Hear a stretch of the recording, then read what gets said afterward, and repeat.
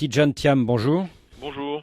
La bataille d'Abidjan a commencé. Quelle est votre réaction? La situation est très préoccupante. Ma première pensée va vraiment vers les populations qui ont été extrêmement éprouvées depuis 10 ans. Et mon souhait vraiment, c'est que les hostilités s'arrêtent et que notre pays redevienne un pays de paix, comme il l'a été pendant la plus grande partie de son histoire. Alassane Ouattara dit qu'il regrette le recours à la force armée, mais que face au refus de Laurent Gbagbo d'entendre raison, il n'y avait pas d'autre solution.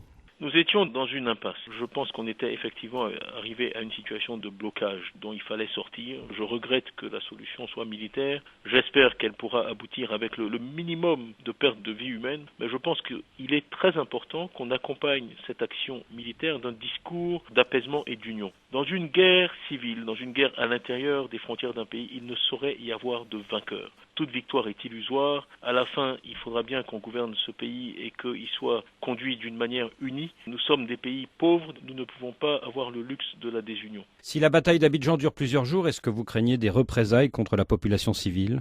Je crois qu'il y a des lois internationales, qu'elles sont claires sur ce point-là. S'attaquer aux populations civiles est un crime contre l'humanité qui est puni de la manière la plus sévère. Je pense que si quelque camp que ce soit d'ailleurs s'attaque à des civils, la loi doit s'appliquer avec toute sa rigueur. Si demain les forces d'Alassane Ouattara remportent la bataille, est-ce que la crise sera terminée ou pas?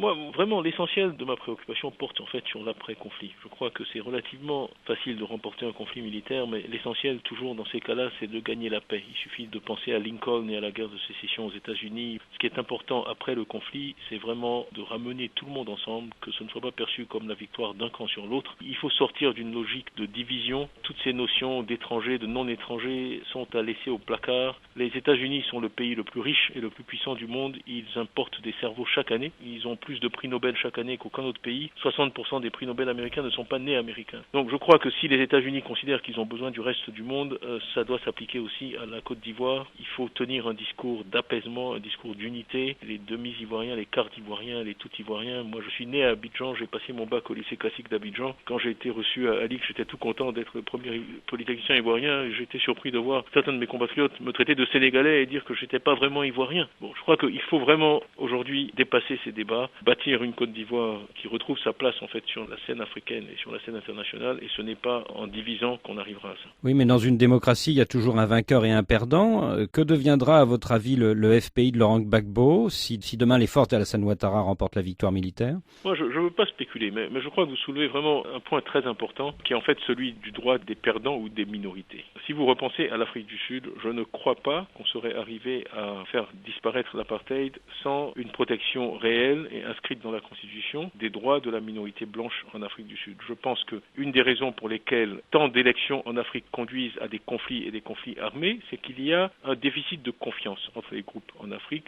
Souvent, les groupes ethniques ou religieux ou les deux ne se font pas confiance. Dans un tel contexte, penser que la seule arithmétique électorale permet de résoudre les conflits est illusoire. Il faut absolument arriver à une situation où les perdants acceptent le verdict des élections, et ils n'accepteront le verdict des élections que s'ils pensent qu'ils ne seront pas écrasés par le vainqueur. C'est-à-dire s'ils savent que leurs droits sont protégés et garantis. Et je crois que ça, c'est un sujet sur lequel les leaders ivoiriens devront se pencher, parce que si on refait ce qu'on a toujours fait, les mêmes causes produisent les mêmes effets, et on retrouvera dans 10, dans 15, dans 20 ans de nouvelles situations tendues. Donc je pense qu'il faut tirer les vraies leçons de ce conflit. Il faut que les leaders politiques développent un cadre constitutionnel qui nous permette d'éviter, la prochaine fois qu'on aura des élections, que le perdant se livre au type de comportement auquel on a été exposé depuis 4 mois. Donc à la sortie de ce conflit, vous êtes pour un gouvernement d'union nationale? Moi, je ne veux pas m'enfermer dans des formules. Je pense que ce qui est important, c'est d'utiliser toutes les compétences. Il y a beaucoup d'Ivoiriens compétents dans tous les partis politiques, de tous les côtés. Il faut penser méritocratie, il faut penser mérite, avant de penser appartenance à tel ou tel parti politique. Et que doit devenir Laurent Gbagbo plus tard? Écoutez, vraiment, c'est pas à moi de me prononcer sur cette question. Je pense qu'on est à une heure difficile. Si je m'exprime aujourd'hui, c'est parce qu'il y a une situation dans mon pays qui est sans précédent. Je ne m'exprime que parce que l'heure est grave. Donc je pense qu'il ne faut pas jeter d'huile sur le feu. Ce qu'il faut, c'est que les combats s'arrêtent, que la paix revienne et que les Ivoiriens se retrouvent. Je pense que les Ivoiriens ont voté en fait pour la paix. Je pense que M. Gbagbo a perdu cette élection parce qu'il a tenu un discours de division et d'agression, et je pense que les Ivoiriens sont fatigués de ça. Ce qu'ils ont exprimé lors de l'élection, c'est leur lassitude vis-à-vis d'un certain type de leadership et leur désir de revenir à ce qui avait fait de la Côte d'Ivoire une nation paisible et admirée et respectée, et qui était un havre de paix. Tidjane Thiam, on ne vous entend pas beaucoup. Depuis que vous êtes à la City à Londres, vous êtes très discret. Pourquoi vous sortez de votre réserve aujourd'hui? Et ça fait 10 ans que je suis silencieux, je suis très très attaché à mon pays. Une des raisons pour lesquelles je suis sorti de la politique, c'est que je sentais bien qu'on avait affaire à, si vous voulez, un certain nombre de personnes qui pensaient que la violence était une arme légitime en politique, ce que je ne partage pas profondément. Moi je suis plutôt de l'école des Martin Luther King, Gandhi, Mandela et autres.